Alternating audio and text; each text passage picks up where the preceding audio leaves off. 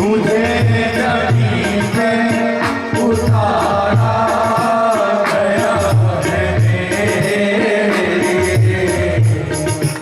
अभी कहीं मेरे दिल में ख्याल आता है। कभी कभी अपने ख्याल को घर मत ले जाओ। हर समय यह भाव हो कि उनको हमारे लिए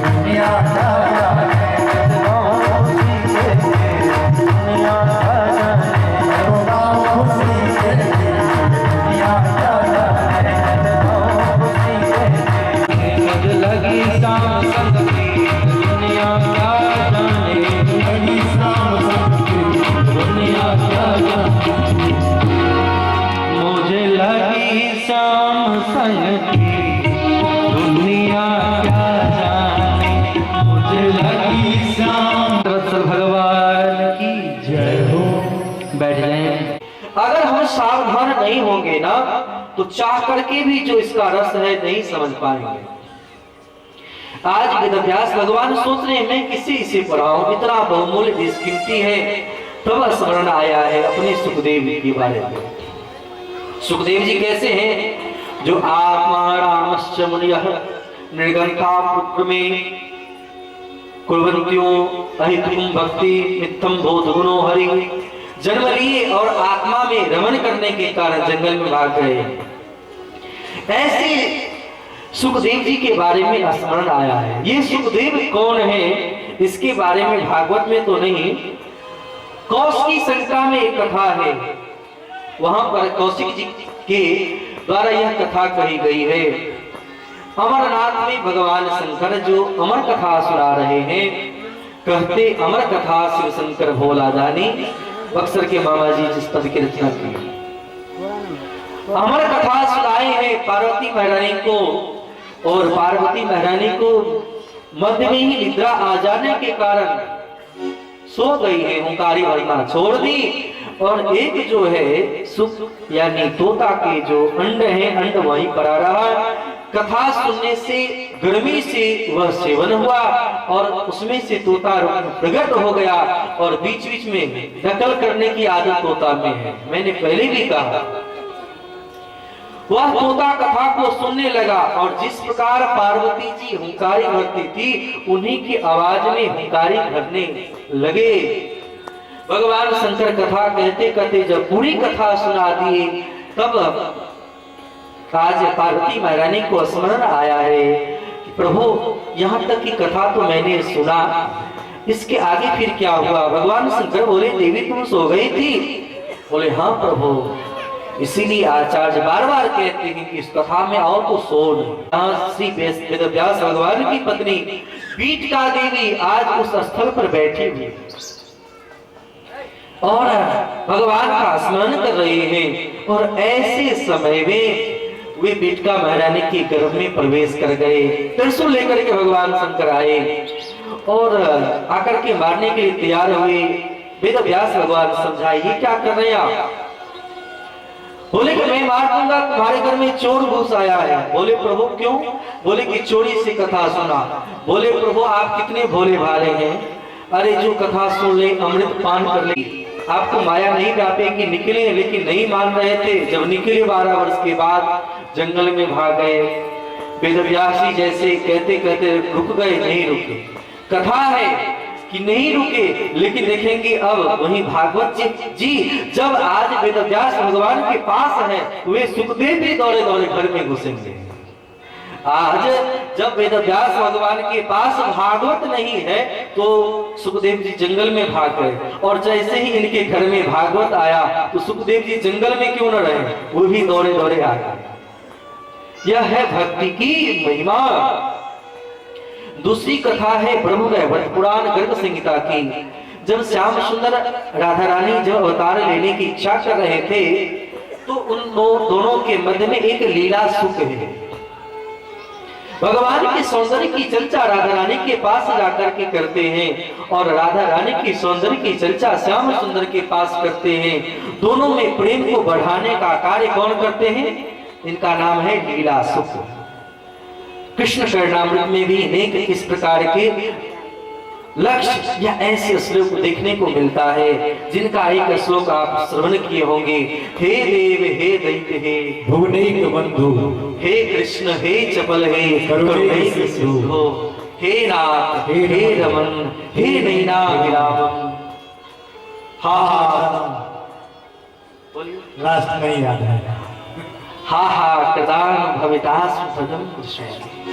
ऐसे भगवान के पाद पद्मों में हम वंदन करते हैं। जो लोग ऐसे ऐसे श्लोकों के बारे में देखेंगे इतना सुंदर लगता है कृष्ण चरणामृत ग्रंथ, और उन सबका आस्वादन भक्त लोग करते हैं। और जब राधा रानी श्याम सुंदर अवतार लेने की बात कर रहे थे, लीला सुख रोने लगी, बोले कि मैं कहाँ जाऊं, यहाँ तो मैं आप लोगों का मनोरंजन किया करता था, आनंद प्रदान करता था, अब मैं कहाँ जाऊं। तब राधा रानी इतनी करुणाशील हैं, हम क्यों बार बार राधा तत्व की बात आपको आपके मध्य करते हैं? क्योंकि राधा रानी भक्ति स्वरूपा है, उनके समान करुणाशील और कोई नहीं। जानकी जी भक्ति स्वरूपा है और जहाँ भक्ति है भगवान ही नहीं। एक भक्त कह रहे थे भगवान की क्या मजाल, भगवान के बाप को आना पड़ेगा। यानी भक्ति महारानी है जनकपुर में, तो भगवान तो आए ही। भगवान के आने के कारण दशरथ जी आए कि नहीं आए? दशरथ जी को ही पहुंचना पड़ा। तो बोले भगवान को कौन गए? भगवान के बाप को आना। यह है भक्ति की महिमा। राधा रानी करुणाशील है, रोने जब लगे आज लीला सुख तो उन्हें आशीष दिए कि जाओ पृथ्वी लोक पर अवतार लो और हमारे लीला कथा का विस्तार करो। वही कथा विस्तार करने के लिए आज सुखदेव के रूप में प्रकट हुए हैं श्री सुखदेव जी महाराज। बोलिए श्री सुखदेव जी महाराज की। इस प्रकार सुखदेव जी के मैंने अन्य कथा को भी बताया। बहुत सारी कथा है भागवत से बाहर की, लेकिन समय तो देखते हैं, समय तो रुकेगी नहीं, इसीलिए अन्य चर्चा जमा करते हुए सुखदेव जी जंगल में गए। आज वेदव्यास भगवान मन में सोच रहे हैं कि उनसे बड़ा श्रोता और उनसे बड़ा वक्ता कौन मिले, पात्र को ग्रहण करने वाला।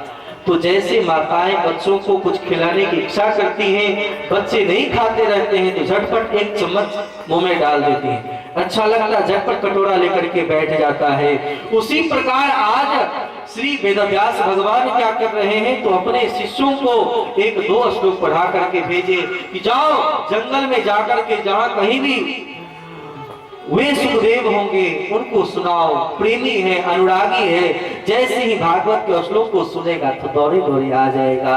और जाकर के वे शिष्य जाकर के श्लोक का गान करते हैं। बरहा पीडम नटवर पपुहु कर्णयो कर्णिकार विप्रद्वास कनक कपिसं वैजयन्ती सफो वीरगते गतेषु मृगोदराभि गदा विमर्शः भग्नोरुदण्डे धृतराष्ट्र पुत्रे। उस समय के बारे में बतलाते हैं जब महाभारत का युद्ध विश्राम की ओर है, भीम ने उस गदा से दुर्योधन के जंघा को तोड़ दिया। याद करें, दुर्योधन उस कुरुक्षेत्र में अकेला है, रो रहा है, बिलख रहा है कष्ट से। रात्रि के समय अश्वत्थामा आया, मित्र मैं क्या मदद करूं? और उस समय अश्वत्थामा के सामने एक ही बात दुर्योधन कहता, मैं तो 100 भाई था, फिर भी मैं सब मारा गया, लेकिन 5 पांडव में कोई नहीं मरे, इस बात का दुख। मैं मर रहा हूं इसलिए कोई चिंता नहीं, लेकिन उसमें से कोई क्यों नहीं मरा, इस बात का दुख है। बड़ा मन में खेद हुआ है। अश्वत्थामा कहा कि कोई बात चिंता ना करो मित्र, तुम मुझे कहो, मैं एक को कौन करता, पांचों पांडव को मार करके तुम्हारे सामने रख देता हूं। और ऐसे समय में गए पांचों पांडव अपने खेमे में सोना चाहते हैं, लेकिन भगवान ने रोका, नहीं मित्र मेरे भाइयों, आप चलो दूसरी जगह घूम आए। सबको लेकर के चले गए उनके स्थलों पर। आज पांचों पांडव के जो पुत्र हैं वही सो गए। कथा सर्वलित है, सोए हैं, अश्वत्थामा आया है, काक उलूक न्याय के अनुसार सोते हुए पांचों पांडव के पुत्रों का सिर काट करके लेके चला गया मध्य रात्रि में। ताम शांतयन्ना किरीटमा। भगवान आए, समझाए, बहुत रो रहे हैं, बहुत व्याकुल हो गए, क्या हो। अर्जुन आए, सबको समझाया। यहाँ पर सुंदर प्रसंग इतना है कि जल्दी खींचना चाहो नहीं खींच पाते हैं हम, क्या कहें। भगवान 4 भुजा लेकर के खड़े हो गए। भगवान 2 हाथ वाले हैं, यहाँ 4 हाथ बना लिए। एक हाथ से तो दोनों अपने शरीर को पकड़ा है, मस्तिष्क को पकड़ा, 2 हाथ से दोनों पांव पकड़ के भगवान संभाले। किरीट वाले, ये नाह किरीट वाले भगवान समझाए हैं। अर्जुन सब आया, अर्जुन से प्रार्थना किया, कुछ जानना चाहता है। सब समझ गए कि अश्वत्थामा का यह कार्य है, इसीलिए अश्वत्थामा को छोड़ना नहीं चाहिए। अश्वत्थामा भागते जा रहा है, भागते भागते वेदव्यास जी के आश्रम में पहुंचा। और इधर अर्जुन सब भी प्रतिज्ञा कर लिए कि मैं उसे छोड़ूंगा नहीं। गए, अब अश्वत्थामा ने देखा कि बचने का कोई उपाय नहीं है, तो देखते देखते ब्रह्मास्त्र का संधान कर दिया। अब तो पांचों पांडव अपनी ओर बाण को आते देख करके जोर जोर से भगवान को पुकारने लगे। कृष्ण कृष्ण महाभाग भक्तानां भयंकरः त्वमेको दैयमानानां पवर्गोऽसि संस्ते। हे प्रभु रक्षा करो, हे कृष्ण महाबाहो। इस प्रकार स्तुति जब करने लगे, तुम आद्यः पुरुषः साक्षात ईश्वरः प्रकृते पुरुषः। आप प्रकृति से परे हैं। भगवान ने कहा चिंता ना करो, तुम भी ब्रह्मास्त्र संधान करो। ब्रह्मास्त्र संधान अर्जुन ने भी किया, और अर्जुन के करने पर पुनः अर्जुन को लौटाने के लिए कहे, लौटाए। अश्वत्थामा को बांध करके ले गए द्रौपदी के पास। द्रौपदी आज अपने पति के द्वारा एक ब्राह्मण को सामने लाते देख करके अपमान की स्थिति में क्या कहते हैं, ध्यान दें। मुच्चिता मुच्चिता में सह ब्राह्मणो नितरा। अरे ये आपने क्या किया, ये हमारे गुरुपुत्र को बांध करके लिया है। ध्यान दें, भक्ति की पराकाष्ठा है। लाख विपत्ति भी आए, लाख कोई अपमान करे, तो भी जो भक्त होते हैं किसी के अपमान को नहीं करते। कोई 100 अपकार करे तो भी आप उपकार करो, यह भक्ति है। हम लोग उल्टा करते हैं, कोई 100 उपकार कर दे, अगर उनके द्वारा एक अपकार हो जाए, उनका हम सम्मान क्या करेंगे, अपमान ही करने लगते हैं। इसीलिए कि शिष्य हम साधिमाम त्वाम शरणं प्रपन्ना। हे प्रभु, मैं आपकी शिष्यता को स्वीकार करता हूँ, आपके शासन को स्वीकार करता हूँ। तब तक भगवान उपदेश नहीं दिए, लेकिन जिस दिन स्वीकार कर लिए तब भगवान उपदेश दिए हैं। लेकिन युधिष्ठिर जी तो सोचते कि मेरा छोटा भाई है, इसलिए उपदेश नहीं दिए। गए कुरुक्षेत्र में, जहां पर भीष्म पितामह आज इतने दिन से लेटे हुए हैं। पांचों पांडव को देखे, बड़े प्रसन्न हुए, राजधर्म दान धर्म सभी धर्मों की चर्चा की, और भगवान